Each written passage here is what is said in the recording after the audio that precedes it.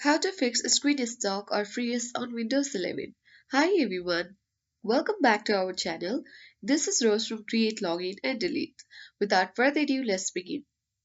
In order to fix this screen stuck or freeze issues on Windows 11, you simply need to refresh your graphic driver.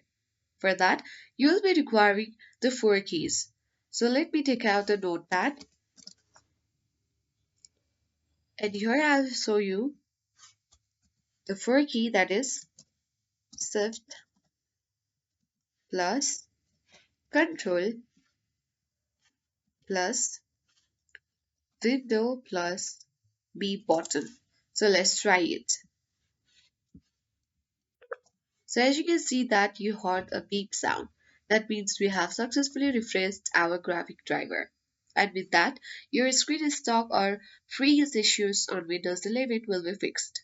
I hope this guide was helpful. If it was, then do like, share, comment, and don't forget to subscribe. Thank you for watching, and I'll see you in the next video.